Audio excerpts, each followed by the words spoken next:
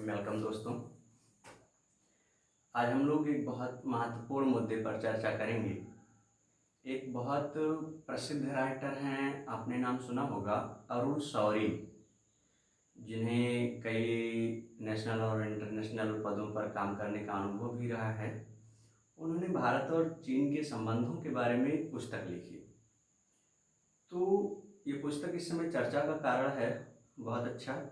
और हाल ही में अभी आपने देखा कि चाइना ने जो जम्मू कश्मीर बॉर्डर के पास में अपने सैनिकों को तैनात कर दिया और प्रत्युत्तर में भारत ने भी तैनात किया।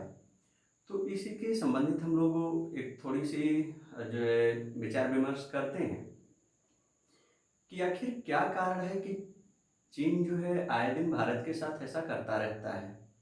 साम्राज्यवादी नीति तो चीन की हर देशों के प्रति रही है, जो भी उसकी सीमा के आसपास में हैं।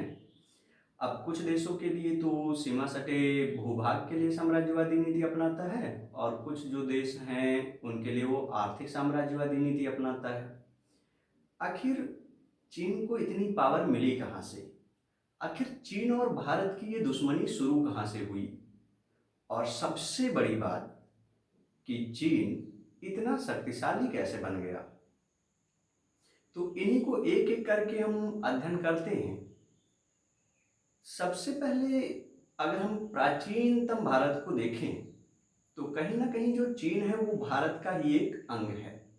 चीन भारत का ही हिस्सा है।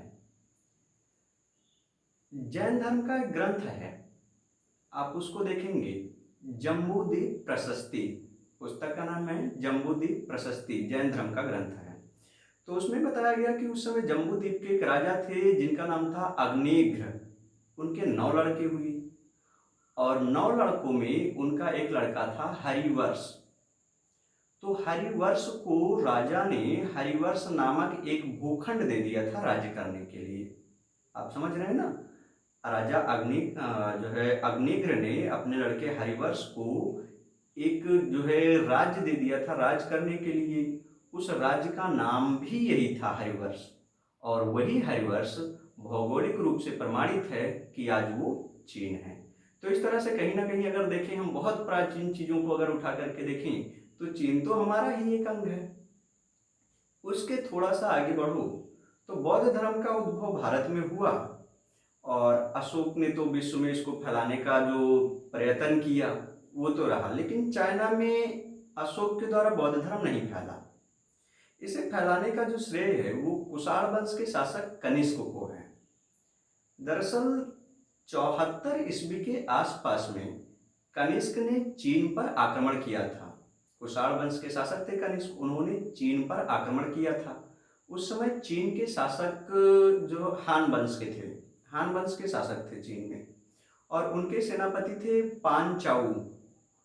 तो दोनों के बीच में युद्ध हुआ था और कुषाण शासक कनिष्क ने चीन को जीत भी लिया था। तो दूसरा ये भी तथ्य है कि चीन हमारा ही एक भाग है। तो सबसे बड़ी बात आती है कि जो हमारा ही भाग है वो आज इतना कैसे शक्तिशाली बन गया है। इन्हीं की तरफ हम लोग धीरे धीरे बढ़ते हैं। भारत और चीन के रिश्ते की बात करें तो सबसे पहले जो प्रमाणिक चीन की तरफ से शुरुआत हुई, आप जानते हैं वेन सांग भारत आया बौद्ध धर्म के अध्ययन के लिए, फिर फाहियान आया, फिर इत्सिंग आए। ये लोग जो है भारत में अध्ययन करने के लिए आए। तो प्राचीन काल में भारत और चीन के बीच जो संबंध रहे वो बौद्ध धर्म को लेकर के ही संबंध जो है शुरुआत हुआ, और इस तरह से चीन में बौद्ध धर्म विकसित हुआ कनिष्क के शासनकाल में।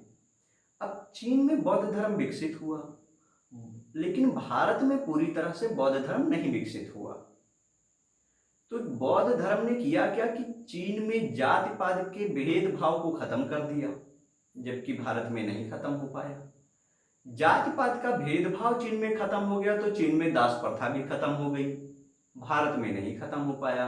और जब दास प्रथा भी खत्म हो गई, ऊंच नीच का भेदभाव खत्म हो गया, जाति प्रथा खत्म हो गई वहां पे, तो चीन जो है एक मजबूत शक्ति के बनने की तरफ जो है धीरे धीरे अग्रसर होने लगा। और भारत में ऐसा नहीं हो सका। कहने का मतलब है कि कहीं ना कहीं अगर बौद्ध धर्म चीन में फैला तो बौद्ध धर्म का भी एक बहुत बड़ा योगदान है चीन को मजबूती देने की दिशा में। हम मध्यकाल की तरफ जब आते हैं तो मध्यकाल में हम देखते हैं कि भारत और चाइना के बीच जो संबंध थे वो भी मधुर संबंध थे। भाई मोहम्मद बिन तुगलक के शासनकाल में इब्न बतूता को मोहम्मद बिन तुगलक ने अपना राजदूत बना करके चीन भेजा था। इब्न बतूता जो मोरक्को से आया था और जिसने रेहला नामक पुस्तक लिखा था, तो उसे ये 1334-35 के आसपास में चाइना भेजा इन्होंने राजदूत बना करके। आगे हम बढ़ते हैं तो मुगल काल में भी हमारा चीन के साथ व्यापार होता रहा, यानी कोई ऐसी दिक्कत नहीं आई। दिक्कत की शुरुआत कहाँ से हुई? आधुनिक काल की तरफ बढ़ने के बाद में दिक्कत की शुरुआत हुई। 1947 में भारत आजाद हुआ और इसके 2 साल के बाद यानी 1949 में चीनी गणतंत्र की स्थापना हुई। तो भारत तो अपना जनतांत्रिक देश की तरफ बढ़ के चल गया, लोकतंत्र स्थापित हुआ, और चीन ने समाजवाद की राह पकड़ ली, वो समाजवाद के रास्ते पर चलने लगा। 1950 में भारत का संविधान लागू होता है। तो भारत का जब संविधान लागू हुआ तो भारत एक जो है संपूर्ण प्रभुत्व संपन्न राष्ट्र बन गया। अब मुद्दा सबसे विशिष्ट ये है कि तो लड़ाई का जरिया क्या बना? दरअसल भारत और चीन के बीच में एक प्रमुख देश था, वो था तिब्बत। तिब्बत प्राचीन काल से ही भारत का एक अंग रहा है। तिब्बत प्राचीन काल से ही भारत का एक अंग रहा है और वहां भी बौद्ध धर्म बहुत अच्छे तरीके से फैला। तो चीन को अब ये डर हुआ कि कहीं ऐसा ना हो कि तिब्बत का रुख भारत की तरफ मुड़ जाए, इसलिए चीन ने किया क्या कि तिब्बत का अधिग्रहण कर लिया। तो अब उस समय नेहरू जी की सरकार थी, नेहरू जी प्रधानमंत्री थे और भारत जो है अभी उठना शुरू हुआ था, तुरंत तुरंत आज़ादी मिली थी, 1950 में संविधान लागू हुआ, प्रधानमंत्री नेहरू जी थे। चीन ने 1951 में तिब्बत का अधिग्रहण कर दिया, जबकि नेहरू जी की इच्छा ये थी कि चीन ये तिब्बत जो है एक स्वतंत्र देश के रूप में रहे, लेकिन ऐसा नहीं हो सका। 1954 में, ये 29 अप्रैल की बात है, 29 अप्रैल 1954 में एक पंचशील समझौता हुआ भारत और चीन के बीच में। पंचशील समझौता हुआ, उस समय चीन के प्रधानमंत्री थे चाउ एन लाई। चाउ एन लाई चीन के प्रधानमंत्री थे और भारत के नेहरू जी थे। दोनों लोगों के बीच में एक समझौता हुआ, पंचशील समझौता। ये पंचशील समझौता क्या है? तो ये पंचशील समझौता, जो बौद्ध धर्म आपने पढ़ा होगा, पंचशील सिद्धांत, उन्हीं से निकल करके मिलते जुलते रूप में, आधुनिक रूप में इनको विकसित किया गया दोनों देशों के बीच में। इतना ठीक है। पहली बार 1954 में ही चीन के प्रधानमंत्री चाउ एन लाई भारत की यात्रा पर आए और 25 जून को वो घोषित करते हैं कि हाँ भाई, भारत और जो चीन के बीच के संबंध हैं वो पंचशील सिद्धांतों को पालन करते हुए अपनी अपनी जगह पर तटस्थ रहेंगे। ठीक है। तो इस तरह से ये रिश्ता लगभग 5 सालों तक सामान्य बना रहा, परंतु इसमें सबसे बड़ी उथल पुथल शुरू हुई 1959 के दौरान। 1959 में तिब्बत के धर्मगुरु थे दलाई लामा, वो वहां से भाग के भारत आ गए, और जबकि चीन की ये इच्छा थी कि भारत उनको शरण न दे, भारत ने दलाई लामा को शरण दे दिया। तो चीन को इससे बहुत ज़्यादा नाराजगी हुई और उसने मैकमोहन रेखा को मानने से इनकार कर दिया। चीन ने कहा कि भाई हम मैकमोहन रेखा को नहीं मानते हैं, और उसने किया क्या कि सिक्किम और भूटान के पास का जो लगभग 60,000 वर्ग मील क्षेत्रफल का भूभाग है, उस पर वो अपना दावा करने लगा। ये 1959 की बात है। सिक्किम और भूटान के बीच का जो लगभग 60,000 वर्ग मील का जो भूभाग था, उस पर चीन अपना दावा करने लगा। भारत ने इसका विरोध किया। तब तक हुआ क्या कि 1960-61 के दौरान ही पाकिस्तान ने चीन को काराकोरम के पास पीओके का लगभग 5080 वर्ग मील जमीन दे दिया। चीन को अस्थायी तौर पर दे दिया पीओके के पास पाकिस्तान ने। और इधर दलाई लामा को भारत ने शरण दिया। इस वजह से क्रुद्ध था चीन पहले से ही, उसने जो है मैकमोहन को मानने से पहले ही इनकार कर दिया था 1959-60 के दौरान।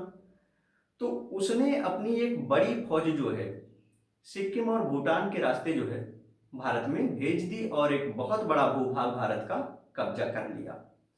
अब सबसे बड़ी बात यह कि जब तक भारतीय सेना तत्पर होती होती उसने एक तरफा युद्ध विराम की घोषणा कर दी।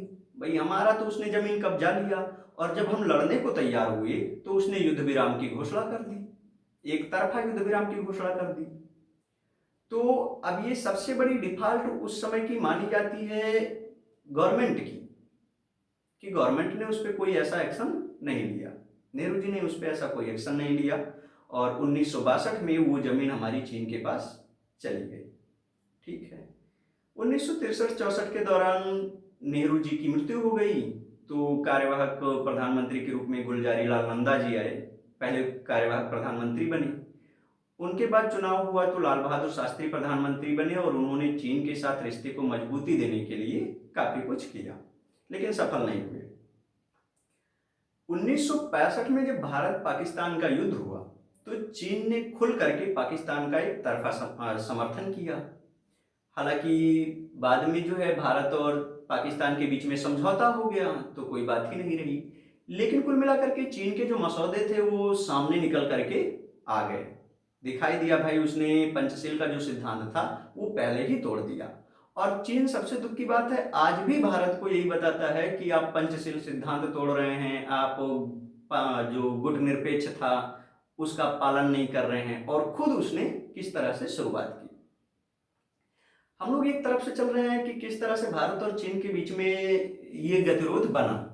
गतिरोध का कारण आप समझ रहे होंगे कि किस लिए बना है। तो गतिरोध का कारण जो बना वो तिब्बत को लेकर के ही बना। 1974 में जब इधर भारत ने अपना पहला शांतिपूर्वक परमाणु परीक्षण किया तो चीन ने इसका बहुत तगड़ा विरोध किया। अगले ही साल 1975 में भारत ने सिक्किम को अपने पूर्ण राज्य का दर्जा दिया, उस पर भी उन्होंने विरोध किया, उस पर भी चाइना का विरोध रहा। 1975 के बाद में 1977-78 में जनता दल की सरकार आई और मोरारजी देसाई प्रधानमंत्री बने। वो पहले गैर कांग्रेसी प्रधानमंत्री बने हैं मोरारजी देसाई, तो उनका कार्यकाल तो वैसे ही उठा पटक वाला रह गया। उसी दौरान कई लोग आए, कई लोग गए, दल टूटे, दल बदलते रहे, तो वो तो अस्थायी चला गया।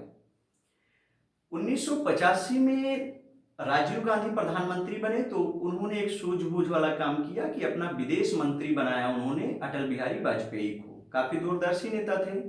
तो उस समय से भारत और चीन के बीच जो रिश्ते थी उसमें कुछ अच्छा नरमी देखने को मिलता है, और ये चलता है 1997-98 के दौरान। 1998 में एनडीए की सरकार बनी और अटल बिहारी वाजपेयी प्रधानमंत्री बने, और उस दौरान 1998 में ही भारत ने 5 सफल परमाणु परीक्षण किए और अपने आप को परमाणु संपन्न देश घोषित कर दिया। अब चीन को यह बात बहुत बुरी लगी। 1998 में ही 5 जून को उसने अमेरिका और विश्व के अन्य देशों के साथ मिलकर के संयुक्त राष्ट्र सुरक्षा परिषद पर दबाव डाला कि भारत के जो ये परमाणु परीक्षण कार्यक्रम है इनको बंद करवा दिया जाए, जो शस्त्र निर्माण कार्यक्रम है उनको बंद करवा दिया जाए, भारत को एनपीटी और सीटीबीटी पर हस्ताक्षर करने के लिए बाध्य किया जाए। एनपीटी एक परमाणु प्रसार जो संधि होता है वही। तो अब इस तरह से भारत के परमाणु परीक्षण उसने रोकवा दिए। ये 1998 की बात है, तो भारत को रोकना पड़ गया उस दौरान से अपना। तो अब इसका प्रत्युत्तर अटल बिहारी वाजपेयी जी ने दिया कूटनीतिक रूप से। वो जाकर के 1999 के दौरान दलाई लामा से मिले। दलाई लामा से अटल बिहारी वाजपेयी ने अपनी पहली मुलाकात की 1999 के दौरान प्रधानमंत्री के रूप में। चीन को ये बात एक बार फिर से बहुत नागवार गुजरी। उसने चीन के प्रमुखों जो है ये वक्तव्य जारी किए कि भारत जो है तिब्बत को एक कार्ड के रूप में इस्तेमाल कर रहा है, जिसको तिब्बत कार्ड नाम दिया गया था। 2003 में अटल बिहारी वाजपेयी ने चीन की यात्रा की, तो यानी दोनों देशों के बीच जो संबंध थे वो मधुर बनना शुरू हो गए, अच्छे संबंध बने कुछ। 2005 में चीन के प्रधानमंत्री थे बेन जियाबाओ, उन्होंने भारत की यात्रा की 2005 में। 2005 में उन्होंने भारत की यात्रा की और यहाँ पर आए और उन्होंने भारत और चीन के बीच में संबंधों की मधुरता की बात कही, वापस गए। अच्छा, 2 साल भी नहीं बीता कि 2007 में अरुणाचल प्रदेश के मुख्यमंत्री ने जो है चीन घूमने के लिए वीजा अप्लाई किया, तो चीन ने उनका वीजा ये कहते हुए निरस्त कर दिया कि भाई अपने देश में घूमने के लिए वीजा नहीं लगता। इसका मतलब ये था कि चीन अब अरुणाचल प्रदेश पर अपना दावा ठोक रहा था। भारत ने जो है इस पे कड़ा ऐतराज जताया, तो जब भारत ने फिर इस पे कड़ा ऐतराज जताया तो हुआ ये कि 2010 में बेन जियाबाओ फिर से भारत की यात्रा पर आए और उन्होंने भारत और चीन के रिश्ते को फिर से सामान्य करने की बात कही, फिर से दोनों के रिश्ते को मजबूती देने की बात की। फिर गए, फिर वही बात। 2011 या 12 के दौरान मनमोहन सिंह अरुणाचल प्रदेश के दौरे पर गए बतौर प्रधानमंत्री। मनमोहन सिंह अरुणाचल प्रदेश के दौरे पर गए, चीन ने इसका बहुत ही कड़े रूप में विरोध किया कि वो तो हमारा प्रदेश है और इसमें जो है आप आते हैं, ये दखलंदाजी होगा। अच्छा, हालात बदले। 2014 में भारत में लोकसभा चुनाव हुआ और एनडीए की सरकार बनी। तो एनडीए की सरकार ने शुरुआत में अपने पड़ोसियों से अच्छे रिश्ते जो है अपनाने के लिए शुरुआत की और चीनी राष्ट्रपति शी जिनपिंग जो 2014 में भारत यात्रा पर आए, आपको याद होगा हैदराबाद की उन्होंने यात्रा की थी और वो घूमे, हैदराबाद, अहमदाबाद, ये सारे उन्होंने घूमा भी था। 2014 में ये सारी चीजें हो गई। अब वो इधर भारत की यात्रा पर आए और गए और इसी यात्रा में उन्होंने जो है कैलाश मानसरोवर जाने वाली जो रास्ता था उस पर छूट भी मिला 2014 के दौरान में। फिर वो इधर से तो ये समझौता करके वापस जाते हैं कि पता चलता है कुछ ही दिनों के बाद जम्मू कश्मीर में 1000 पीएलए के सैनिक, पीएलए क्या है, पीपुल लिबरेशन आर्मी, चाइना की एक आर्मी है, तो वो उसके 1000 सैनिक जम्मू कश्मीर के दमोह में घुस आए। भारत ने इसका प्रतिरोध किया तो चाइना को अपनी वो सेना वापस लेनी पड़ी, यानी कि भारत धीरे धीरे राजनीतिक रूप से एक मजबूत देश बन रहा था, तो अब वो चीन का प्रत्युत्तर दे रहा था। फिर 2017 में डोकलाम विवाद हुआ। डोकलाम भारत, भूटान और चीन के बीच में एक जगह है जिसको भारत में डोकलाम कहा जाता है, भूटान में डोकला कहा जाता है और चीन में डोकलांग कहा जाता है। भारत का ये जो समझ लीजिए पूर्वी सिक्किम जिला है वो डोकलाम से सटा हुआ है। उसी तरह से चीन की यादोंग घाटी डोकलाम से सटी हुई है और भूटान की हो घाटी डोकलाम से सटी हुई है। तो चीन डोकलाम के पास एक सड़क बनाना चाहता था। भारत ने इसका कड़े शब्दों में विरोध किया कि भाई आप यहां से लेकर के अगर जाएंगे तो जो हमारे नेफा क्षेत्र हैं, नॉर्थ ईस्ट फ्रंटियर के जो क्षेत्र हैं, उन पे खतरा उत्पन्न हो जाएगा। चीन ने इस पे भारत का अतिक्रमण बताया। उसने कहा भाई हम तो अपनी जमीन पे सड़क बना रहे हैं। तो चूंकि अब भारत धीरे धीरे एक जो है अंतरराष्ट्रीय स्तर पर मजबूत देश बन रहा था, तो अंतरराष्ट्रीय दबाव के चलते चीन को अपनी सेना वापस लेनी पड़ी और भारत ने भी अपनी सेना वापस ले ली। ये 2017 तक की बात है। फिर डोकलाम विवाद के बाद एक बार ये लगा था कि भारत और चीन में युद्ध होगा, लेकिन ऐसा कुछ नहीं हुआ। 2019 के दौरान चीन के राष्ट्रपति शी जिनपिंग फिर से भारत की यात्रा पर आए, मामल्लपुरम में यात्रा की और फिर से दोनों देश के बीच जो संबंध थे उनको मधुर बनाने की कोशिश की गई। आपने जाना अभी फिर हुआ क्या, वो आए, मधुर संबंध बनाने की बात की और भाई जैसे ही वापस गए आपने देखा कि लद्दाख के पास चीन ने अपने फिर से सैनिक तैयार कर दिए और शी जिनपिंग ने भाई अपने भाषण में कहा कि हमें किसी भी परिस्थिति से लड़ने के लिए तैयार रहना चाहिए। ये उनका वक्तव्य आया। भारत ने भी अपनी सेना तैयार की और तैनात कर दी। अंतिम में फिर से दोनों लोगों को अपनी अपनी सेना वापस खींचनी पड़ी। तो इस तरह से जब हम एक कालक्रम पर नजर डालते हैं तो तिब्बत को लेकर के 1951 में जो खींचातानी शुरू हुई चाइना की तरफ से, वो अभी तक बरकरार है। कुछ कुछ हद तक रिश्ते सामान्य हुए भी, लेकिन चीन की तरफ से ही वो उकसाए गए और रिश्ते खराब हो गए। हम सोचते ये हैं और हमें ध्यान इस पे देना है कि आखिर चीन 1949 में गणतंत्र बना और भारत 1947 में आजाद हुआ, तो चीन इतना मजबूत कैसे हो गया और भारत उसी हद पर कैसे रह गया। दरअसल चीन ने गणतंत्र होने के तुरंत बाद समाजवाद की राह पकड़ ली और देश की मजबूती की तरफ ध्यान दिया। भारत में हुआ क्या कि लोकतंत्र की तरफ ध्यान दिया गया और भारत को शुरुआत के दौर में राजनीतिक जागरूकता नहीं थी भारत में, ये कहने में कोई संकोच नहीं होना चाहिए। अभी हाल ही में जो है पूर्व विदेश सचिव के पद पे रह चुकी हैं निरुपमा राव, उनकी एक पुस्तक आई भारत चीन संबंधों के ऊपर, तो उन्होंने बताया कि उस समय भारत में जो राजनीतिक सूझबूझ थी उसकी कहीं ना कहीं कमी थी और अंतर्राष्ट्रीय स्तर पर भारत उस समय जो एक कमजोर कड़ी के रूप में था, उसी का चीन ने फायदा उठाया। हालांकि अब परिस्थितियां बदल रही हैं। अगर हम इसको आर्थिक दृष्टि से भारत चीन संबंध को देखें तो भारत हमेशा से जो है चीन के साथ घाटे का व्यापार करता रहा है। हालांकि 2018-19 के दौरान अमेरिका और चाइना का जो व्यापार युद्ध हुआ, ट्रेड वार, व्यापार युद्ध हुआ, उससे भारत को काफी फायदा मिला और भारत का जो चीन के साथ व्यापार घाटा था वो लगभग 10 अरब डॉलर की कमी आई उसमें। तो और अब धीरे धीरे भारत सरकार ने मेक इन इंडिया और स्टैंड अप इंडिया जैसे कार्यक्रम भी चलाए, तो बहुत सारी चीजें भारत में बननी शुरुआत हो गई। सबसे बड़ी बात यह है कि भारत को ज्यादातर चीजें चीन से आयात ही करना पड़ता है और चीन भारत से बहुत कम सामान खरीदता है, तो इसलिए हमारा व्यापार घाटा चीन के साथ हमेशा होता रहता है। धार्मिक क्षेत्र की बात करें तो चीन एक नास्तिकवादी देश है, यानी चीन अपने यहाँ किसी भी धर्म को मान्यता नहीं देता। उसका मानना है कि भाई अगर हम धर्म को मानते हैं तो हमारा जो वामपंथी विचारधारा है वो कमजोर हो जाएगा, इसलिए वो पूर्णतः नास्तिक है, नास्तिकवादी विचारधारा पे चलता है। यद्यपि ये अलग की बात है कि वहां पर बौद्ध धर्म की प्रमुखता है।